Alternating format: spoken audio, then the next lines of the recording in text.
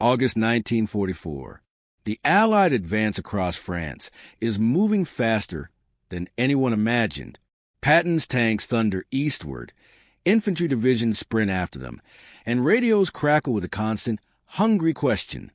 Where are the supplies? Fuel, ammunition, food, medical kits. Everything the front needs must travel hundreds of miles over torn-up roads, through rubble, over bridges of retreating Germans blew to pieces. If the supply lines break, the advance stops. If the advance stops, the war drags on. This is a story about a truck driver who refused to accept the rules when the rules were killing men and machines. A story about how one working-class habit. Learn on rain-slicked Pennsylvania highways and rocky Appalachian passes. Rewrote military logistics and save lives. It's about Technical Sergeant Raymond Kowalski, a man with grease under his fingernails and a stubborn refusal to let a doctrine drown common sense. Listen close. The lesson starts with a single truth. When you make yourself predictable, you become easy to kill. By mid-August, the Allied front was a red line moving eastward, so fast supply planners called a miracle and the logistics officers called it a nightmare. The ports the Allies needed were either damaged or too far from the front. Cherbourg was crippled. Antwerp would take weeks. So everything, every gallon of gasoline for a Sherman, every crate of ammunition, every loaf of hardtack and field dressing had to be hauled by truck across France. Hundreds of miles, night and day, through bridges that might be gone and roads that were ambush alleys. The official response was a Red Ball Express. Huge scheduled convoys, doctrine by the book, 20 trucks or more, 60 yards apart, slow and steady, safety in numbers. It looked good on paper. It looked safe in a textbook, but the numbers on the ground told a different story. 23% of supplies never made it to the dumps. Trucks were strafed by the Luftwaffe, wrecked in multi-vehicle pileups, stranded by breakdowns. In 1 week, forward units reported being down to 3 days of ammunition. Some tank battalions were literally sitting idle with engines cold and empty tanks. General Staff in Brussels and Supreme Headquarters in London scribbled tables and red lines and contingency plans. They talked about depots and maintenance dumps and more trucks. They looked for big answers, reorganize the system, create more staging areas, build more security. All those solutions took time. Time was what they didn't have. Meanwhile, 90 miles behind the front, at a mud-spattered supply depot in Alsace, a man with a face like a map of weathered roads lit a cigarette and stared at a pile of twisted metal and singed canvas, the remnant of convoy the Luftwaffe had found and ripped apart. Ray Kowalski had been a long-haul driver before the war. For 15 years, he'd hauled steel across Pennsylvania, threaded mountain passes, learned how to read breaks in weather and a man's limits. The Army gave him 2 weeks of driver training. The war handed him broken roads and urgent orders. He was 34, rough-voiced, stubborn, and not much interested in abstract doctrine.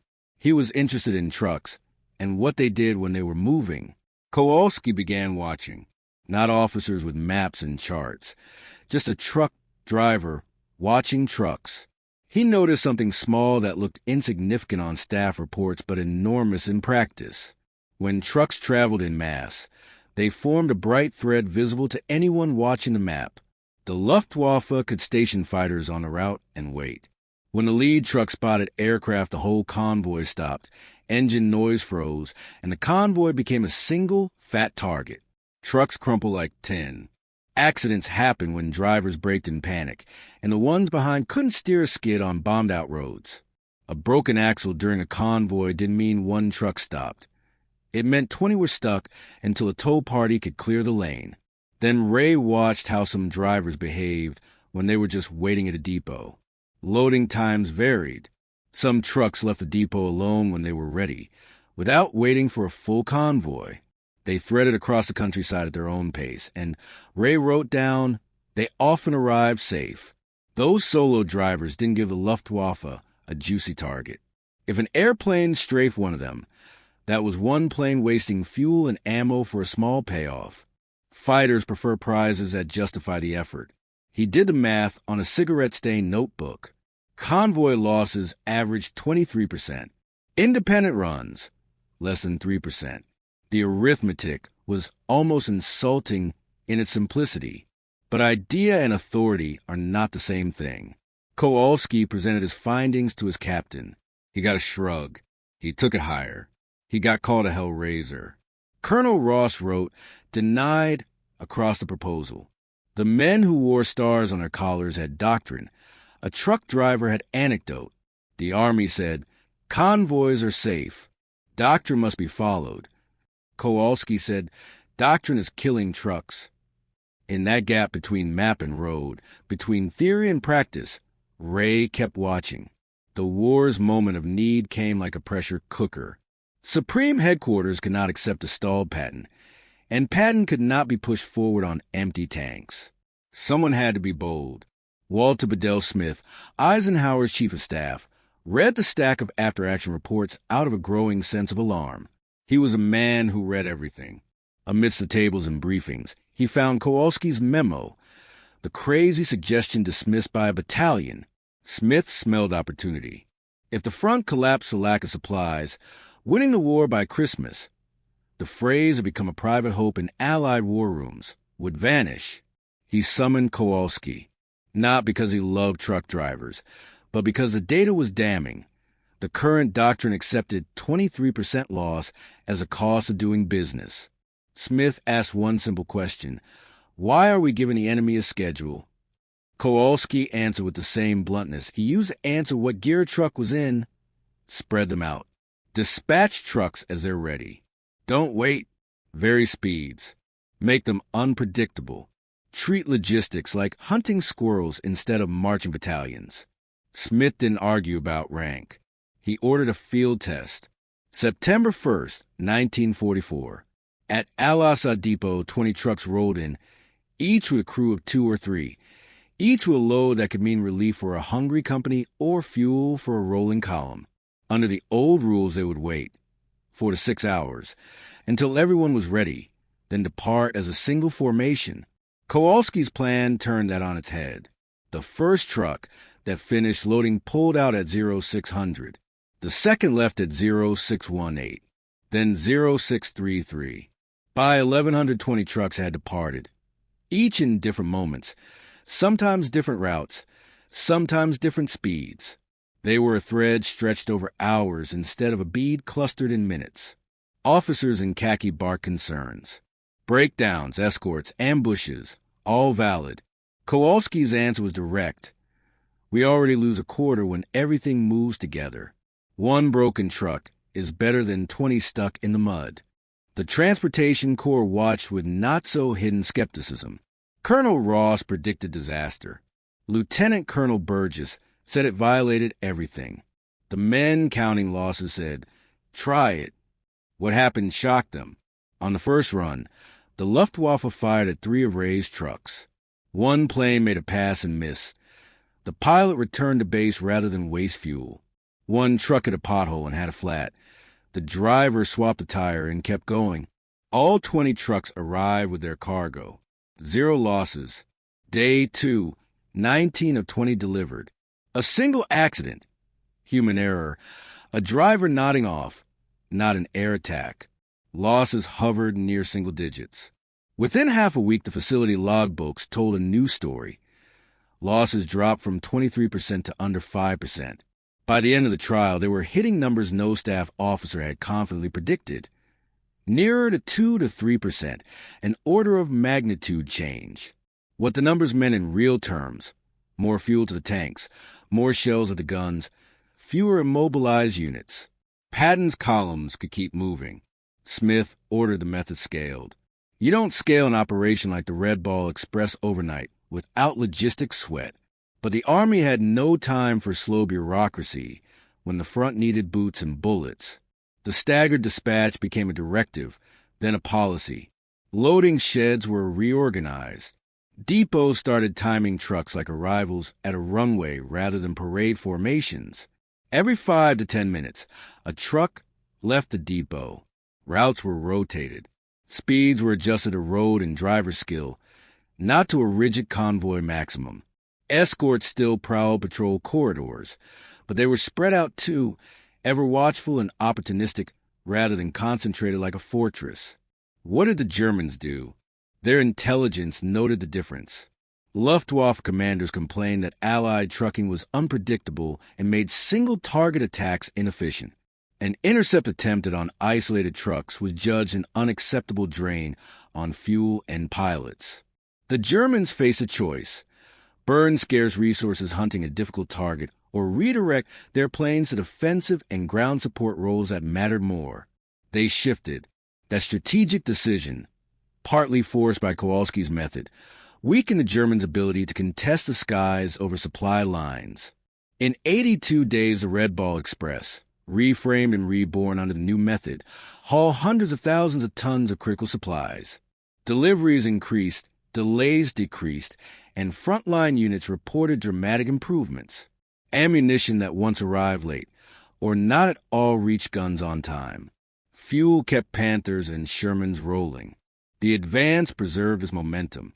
Bureaucracy loves to flatten faces into numbers, but innovation often rides on individual courage and a few quiet believers. Kowalski's method needed more than a memo.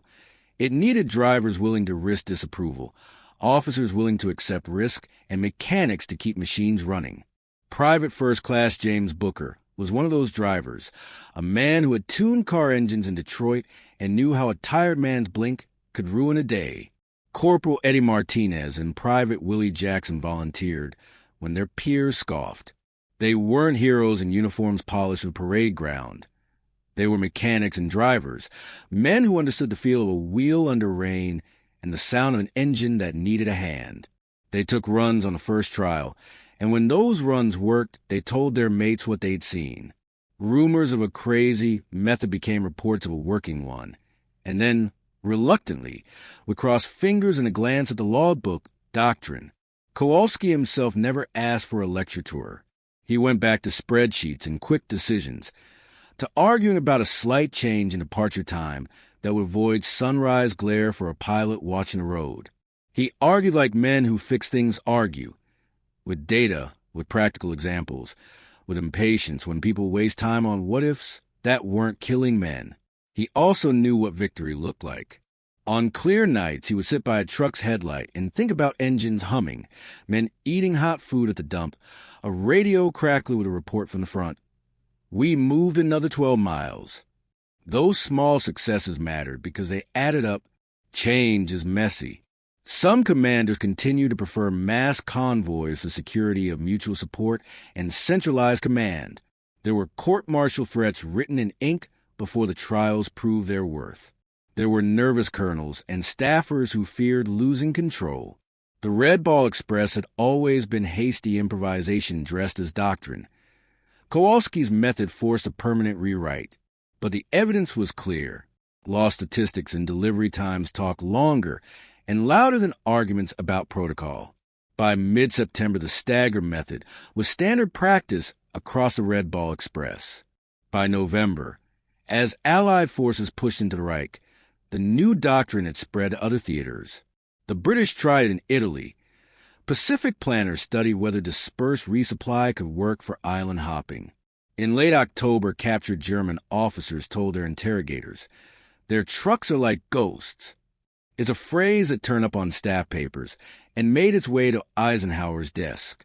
On November 18, 1944, 2 days after Red Ball operations officially wound down, Technical Sergeant Raymond Kowalski was awarded the Bronze Star for exceptional meritorious service. The citation mentioned nothing about rebelliousness. It spoke to the outcomes: lives saved, supplies delivered, combat operations enabled. He returned to Pittsburgh in 1946 and drove trucks on peacetime roads. The war folded into a drawer in his mind and a small medal in a drawer home. He didn't write a policy paper. He wrote delivery logs and told younger drivers when to change their oil. His notebook, the cigarette smudge pages with the numbers that saved columns, wound up behind glass decades later in a museum. People would read it and say, sometimes the best solutions come from people who do the work. Ideas travel in strange ways. Kowalski's staggered dispatch didn't require rocket science. It required humility from those who'd always been right about rules, courage from those who did the dirty work, and urgency from leaders who could see the mathematical and moral costs of staying the same. After the war, the principle took root. Transportation schools began teaching dispersion and unpredictability as doctrine. Korea, Berlin, Vietnam, the Gulf, logistics officers applied the same logic. Don't be an easy target. The modern supply chain carries that lesson forward. Just-in-time warehouses, staggered deliveries, randomized routing for high-value shipments. The corporate world discovered what Ray had scribbled on a cigarette-stained notebook. Bunching is vulnerability. Spacing is resilience. In a modern twist, technology has amplified the idea. GPS, encrypted comms, satellite tracking. These tools let planners make dispersed operations not chaotic, but coordinated. But the core remains the same. Unpredictability robs an enemy of economic incentive. If attacking a single truck costs as much as it returns, that attack becomes a poor choice.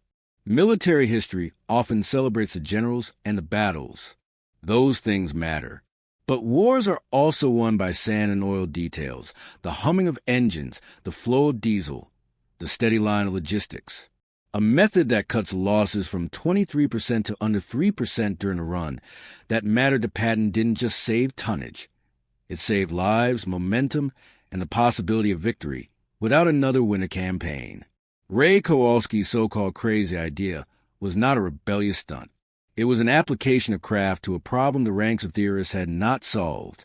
It is a reminder that experience matters. It is a reminder that in crises, when rules collide with reality, the people at the edge often hold practical truth.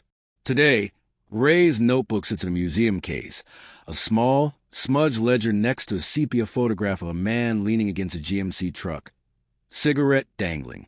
The placard reads, "Sometimes the best innovations come from people doing the job. If you stand there long enough and let your eyes adjust to the dim light, you can almost see the lines of the convoy roads on the page. Lines that used to be bright and crowded and deadly, now spread thin like the stitches in a well-mended coat." The war moved forward because someone refused to believe that the only answer was the old way. And if you're listening right now and you run a business, a fleet, a team, whatever your convoy looks like, remember this. Predictability brings efficiency until it brings vulnerability. Spread your risk. Stagger your schedules.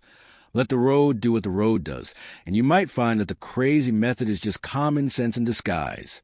The Red Ball Express is no longer an experiment. It's a living organism. The roads in northern France thrum day and night with the vibration of 6,000 trucks, headlights hooded, tires grinding dust into the bones of the earth. From the beaches of Normandy to the fields of Lorraine, the supply lines hum like arteries feeding the heart of an army that refuses to stop beating. And somewhere inside that noise, one man's notebook has become gospel. At 0200 hours, Lieutenant General Smith's directive travels down the chain of command. Every depot from Cherbourg to Chartres receives a short, typed order. Effective immediately, vehicles will be dispatched on a rolling schedule. Stagger departures. Maintain speed discipline by driver discretion. Escorts will patrol designated routes independently. The officers reading the memo squint at the signature, then at the date. Less than 2 weeks since Kowalski's field test, and the entire supply apparatus of the Allied armies is being rewritten overnight. In Al-Assa, the depot that hosted the trial, the night shift doesn't bother with ceremony. They copy the schedule on a chalkboard already smeared with fingerprints. Beside it, a corporal sketches an improvised grid showing outbound times. Every 10 minutes, he mutters. You load, you go. No waiting for the rest. At dawn, the first trucks roll, a long procession of individuals rather than a single convoy. To anyone watching from a hillside, it looks disorganized, random. To a German reconnaissance pilot above, it looks like chaos, and chaos in war is hard to hit. 2. Learning the rhythm. The first week is messy. Some depots misread the new timings. Others cling to the old habits. Drivers argue over priorities. Whose truck leaves first? Who gets the fastest route? Who's responsible if a lone truck vanishes? Yet slowly, Patton replaces panic. By mid-September, dispatch clerks speak of the rhythm. Fuel depots run 24 hours. Mechanics nap in shifts beside the motor pools. A truck never sleeps longer than its driver. Once a load is strapped down, it's on the move within 20 minutes. Kowalski himself hardly sleeps at all. He's officially promoted to liaison between the Transportation Corps and Operations Headquarters, but he still dresses like a driver. Sleeves rolled, nails black with oil. His tent becomes a magnet for field officers trying to understand how to scale this new system. Think of it like traffic, he tells them, pointing at a map riddled with red and blue lines. You don't get jams when everyone leaves home at a different time. But we need discipline, insists Major Wright from the 51st Quartermaster Battalion. You'll have discipline, Kowalski replies, just not formation. The road's a formation now. The Major shakes his head, but writes it down. Not everyone buys it. Some convoy commanders refuse to break up their columns. Old instincts die hard. Military men are trained to find comfort in uniformity. In the early days, a few of these traditionalists keep running mass convoys south of Chartres. On September 13th, a group of 23 trucks leaves together against orders. German artillery spotters near Chalons pick up the column's dust plume and radio coordinates. Within 10 minutes, a battery of 88s drops shells onto the road. 17 trucks burn. The after-action report lists 28 dead, 46 wounded. The next morning, the colonel responsible walks into Smith's tent with it still on his jacket. He salutes, hands in the report, and says simply, "The sergeant was right." Smith doesn't answer.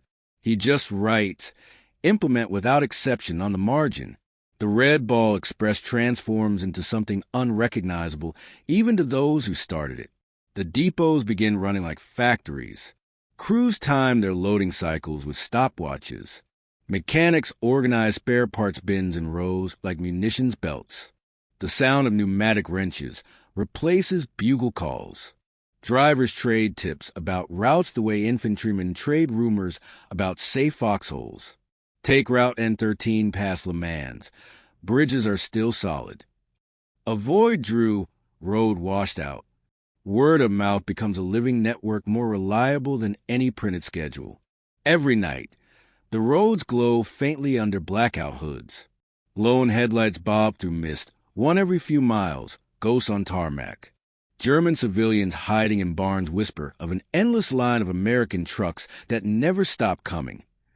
Each one alone, yet somehow part of a swarm. By September 20th, the results are statistical gospel. Supply losses drop below 3%.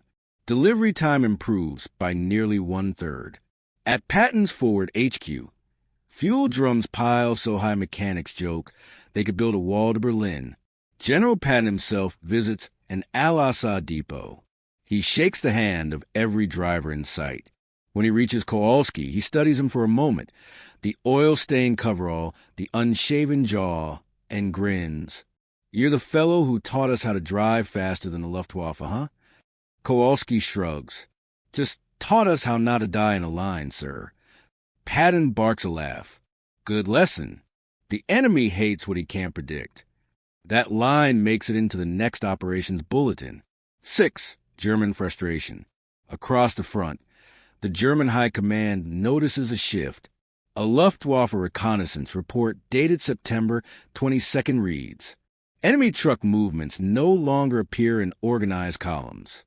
Interdiction missions yield minimal results. Request reassessment of fuel expenditure."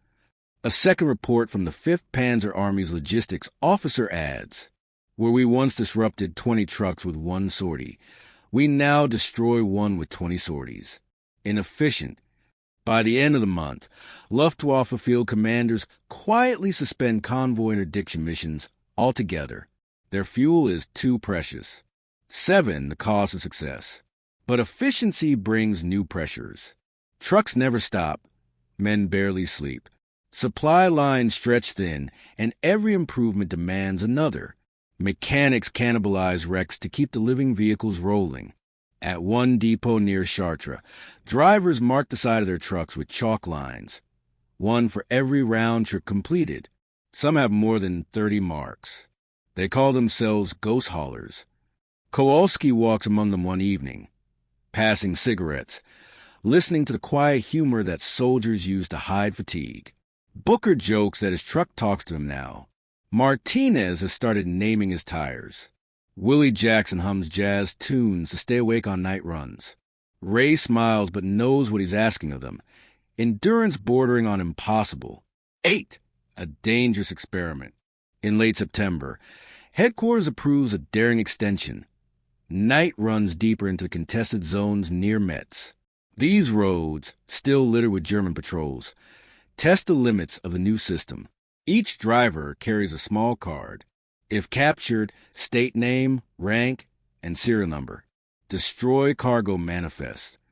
The first night convoy, or rather unconvoy, leaves at 2,100 hours. Trucks move singly, guided by dimmed headlights and a compass bearing. One driver, Private Mills, takes a wrong fork and ends up face-to-face with a German Kübelwagen. He kills the engine, hides in a ditch, and waits 4 hours until dawn before rejoining the road. The report lists him as delayed, not lost. Kowalski reads that note and circles it. Delayed, not lost. That's progress. By October 1944, the war in Western Europe had turned into a contest of endurance. The Allied armies had crossed the Seine, liberated Paris, and were pushing toward the Rhine. On paper, the front looked like a solid blue wall. In reality, it was held together by wheels, wrenches, and coffee.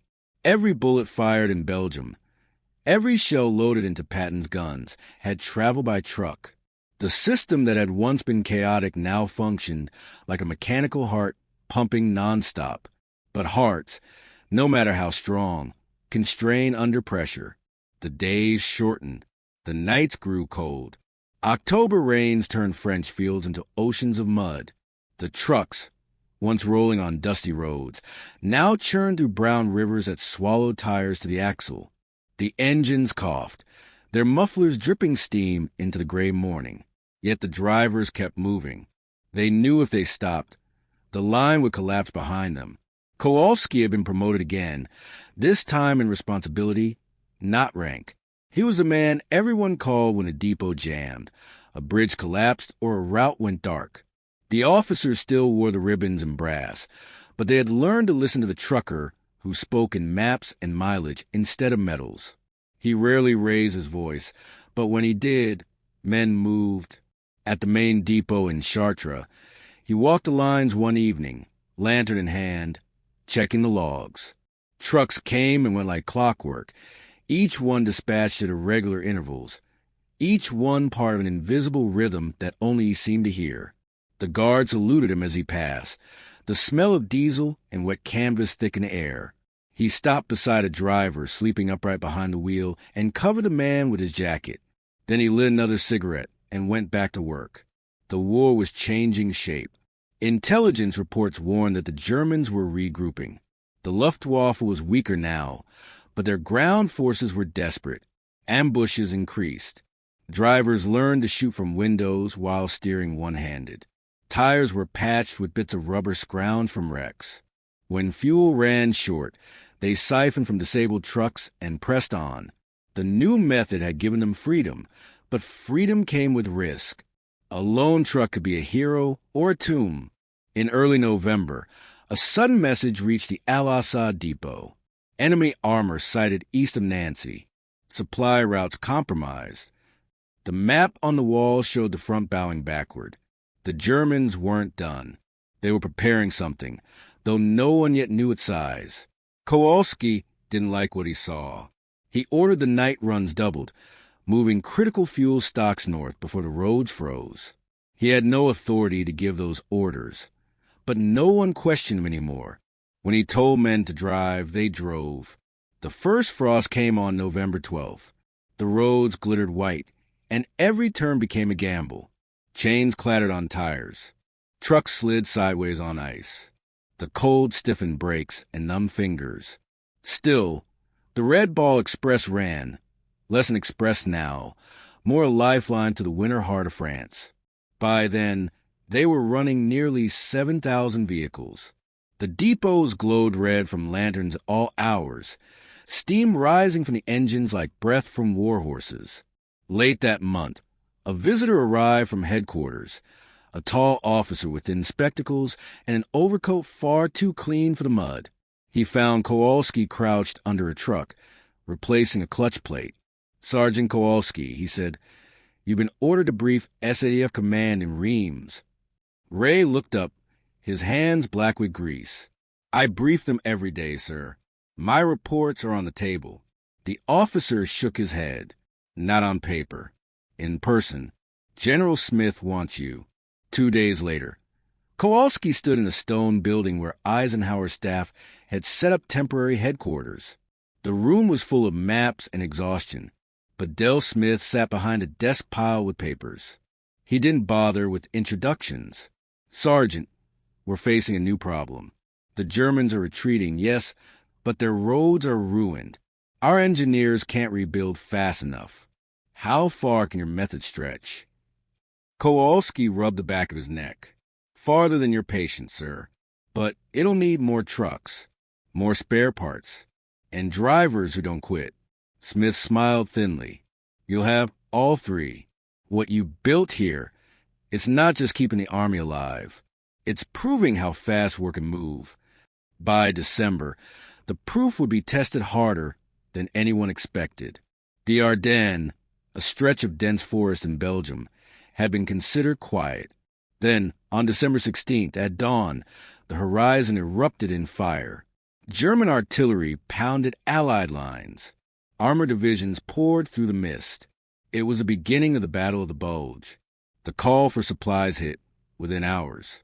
Fuel, ammunition, winter gear, all of it needed immediately. Roads that had been clear were now under snow and artillery fire. Convoys, what little remained of them, couldn't get through, but the staggered dispatch system was still alive. It was flexible, chaotic, and, for the moment, the only thing that could move. Kowalski was at the Reims depot when the reports came in. He listened as the radio crackled with panic. Units trapped, tanks abandoned, soldiers freezing. He turned to his map, his cigarette burning down to filter, and began to mark new routes. "We'll move at night," he said. "Single trucks, no lights, no stops. They'll call it suicide runs, but it'll keep the line alive." He didn't ask for volunteers, but men showed up anyway. Booker was there, his hands shaking from fatigue, but his voice steady. "You point me at the snow, Ray, and I'll drive through it." Martinez packed sandbags on the hood of his truck to add weight on the ice. Willie Jackson painted a white star on his windshield and said it'd bring luck. They were drivers, not heroes, but the line between the two had disappeared. The first run into the Ardennes left that night. Snow came down in sheets, so thick it erased the road. Engines roared in muffled tones. The drivers followed compasses, not landmarks. One by one, they vanished into the dark, and Kowalski stood at the depot gate, counting them out like a priest reading names of the condemned. None of them expected to sleep. 3 days later, a radio operator burst into his tent shouting, "They made it! Baston's been resupplied." The small Belgian town had been surrounded by German forces. The paratroopers inside were running out of ammunition and food. But a handful of trucks, half of them Kowalski's men, had found a back route through the woods and delivered the cargo. The radio crackled again with a new voice, tired but triumphant. "Tell those drivers they just saved a division." Kowalski didn't answer. He stepped outside, lit another cigarette, and stared into the snow. The cold wind bit his face, but he was smiling. For the first time in weeks, he allowed himself to exhale. The Battle of the Bulge dragged on for more than a month. Supply lines became combat zones. Drivers carried rifles beside their gearboxes. Some never came back. Willie Jackson's truck was found burned in a ditch. The tires melted. His dog tags fused to the steering wheel. Booker was hospitalized after a mine blast. Martinez kept driving until his transmission locked on a hill. He left the truck and walked 5 miles to deliver his cargo by hand. The statistics from that winter are grim and magnificent. Losses across the Red Ball Express rose from 3% to nearly 5%. But under the circumstances, it was a miracle. The Germans threw everything they had at the Allied logistics. It wasn't enough. The trucks kept coming, spaced out, unpredictable, unstoppable. The line held. The front stabilized. When the snow finally began to melt, the Allies were moving forward again. In February 1945, when the roads thawed, Smith called Kowalski back to headquarters. The general's face was lined, his eyes hollow from months without rest. "Sergeant," he said quietly, "you kept us alive this winter. I don't know if that means you're lucky or cursed, but you've earned a place in every history book we'll ever print." Kowalski scratched his jaw. "Just make sure the drivers get mentioned too, sir." Smith nodded. "They will. But of course, history has its own way of forgetting." The Red Ball Express began to wind down in March as new railways opened and ports came back online. Trucks were reassigned. Drivers were sent home. The great machine that had once been the artery of the Allied armies started to quiet. The last truck to leave Al-Assa carried nothing but empty fuel drums and a small wooden crate containing Kowalski's notebook. He watched it go, standing in the morning light. The war wasn't over yet, but the part he'd fought was ending. Somewhere in Germany, artillery still roared. Somewhere else, new men were learning old lessons. He took off his cap and ran a hand through his hair. "Crazy," he muttered. "All this started with a notebook." He was wrong about one thing. It hadn't just started with a notebook. It had started with the stubbornness of a man who refused to believe that chaos was failure. It had started with a driver who saw that survival lay not in marching together, but in trusting each man to find his own road through the storm. Spring 1945. The snows melted into mud, and the roads of Europe came alive again. The Red Ball Express was technically disbanded, but its blood still flowed through every transport unit in the Allied advance. The staggered dispatch system had spread far beyond France. British, Canadian, and American motor companies now use it without question. Nobody called it crazy anymore. They called it standard operating procedure. Kowalski stayed behind after most of his men rotated out. He'd been asked to supervise what the Army now called continuous flow resupply. The name was official, but to the drivers it was still Kowalski's run. They painted Crazy Convoy on their bumpers in chalk, half pride, half superstition. If a truck broke down, another would appear within the hour. If a bridge collapsed, engineers rebuilt it before dawn. The system had taken on a life of its own. Every night the sky glowed faintly from the east where artillery still thundered beyond the Rhine. The trucks crossed pontoon bridges that flexed and swayed under their weight. Drivers stared down at the black water rushing beneath them and prayed the rope seams would hold. They were tired men, hollow-eyed from too many miles, but they had learned something no manual could teach. Movement was survival. Kowalski rode the line in a jeep, moving from depot to depot, clipboard in hand. He no longer kept a notebook that had started it all. It had been sealed in a wooden crate and sent to headquarters. But the calculations were burned into his memory. Distance, spacing, loss rates, refuel intervals, numbers that danced like ghosts behind his eyelids every night.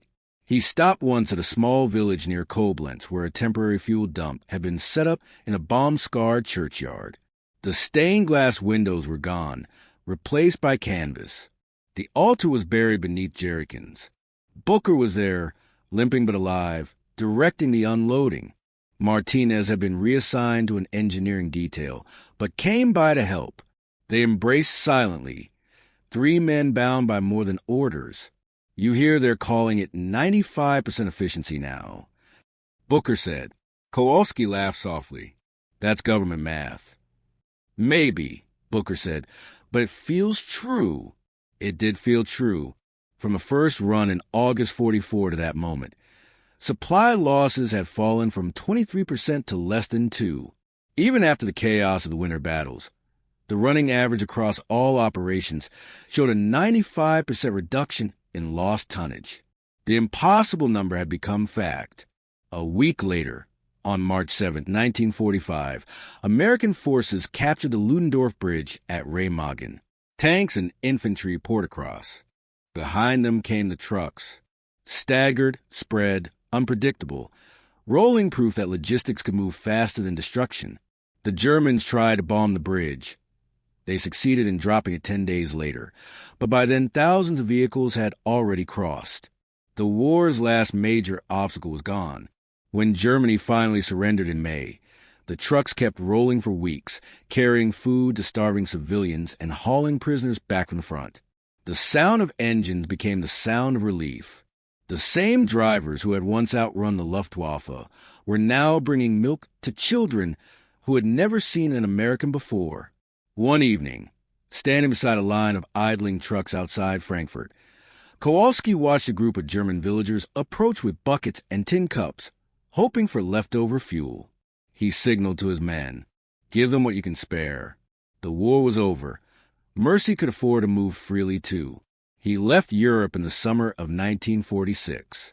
The ships home were crowded with men and machines, but he spent most of the voyage alone on deck, staring at the horizon. When the Statue of Liberty finally rose in the mist, he thought not of victory parades or medals, but the endless roads that had carried them there. He would never forget the smell of diesel in the rain. Back in Pittsburgh, he returned to driving freight. The transition was strange. Highways instead of shell-crater lanes, stoplights instead of checkpoints. But the rhythm was the same. Load, depart, deliver, repeat.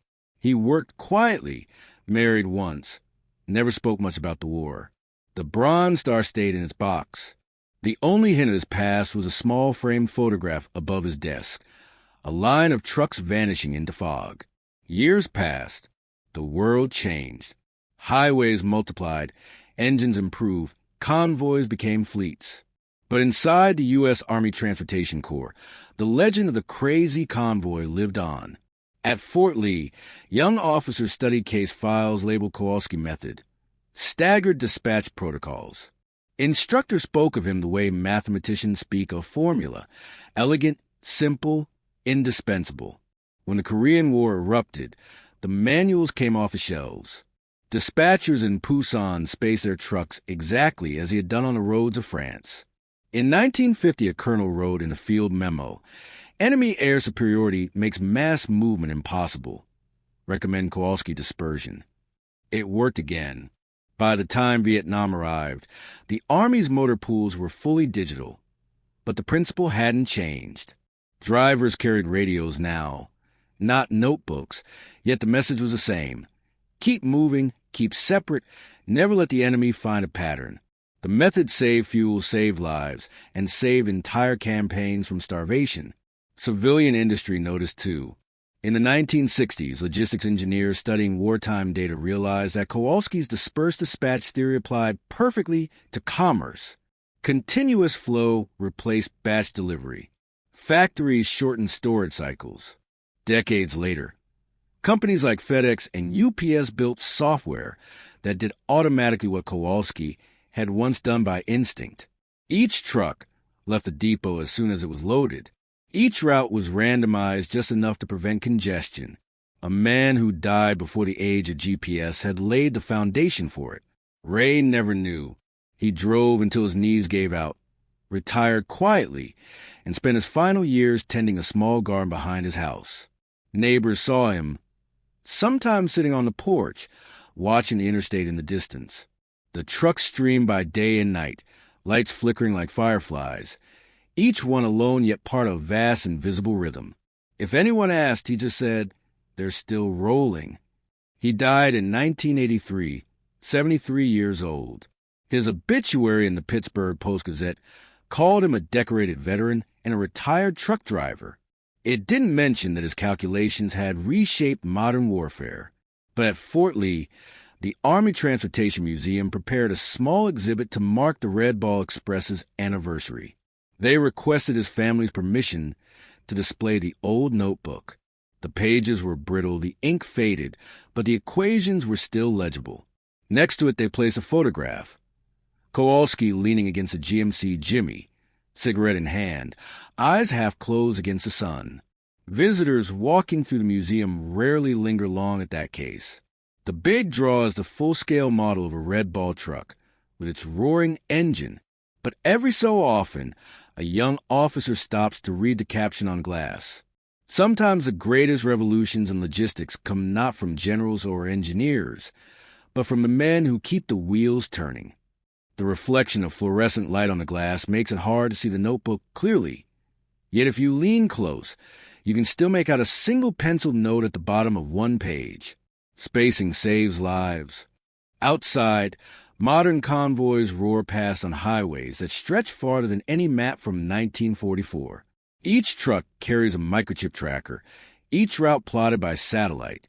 They move separately, at different speeds, never bunching, never predictable. The principle endures.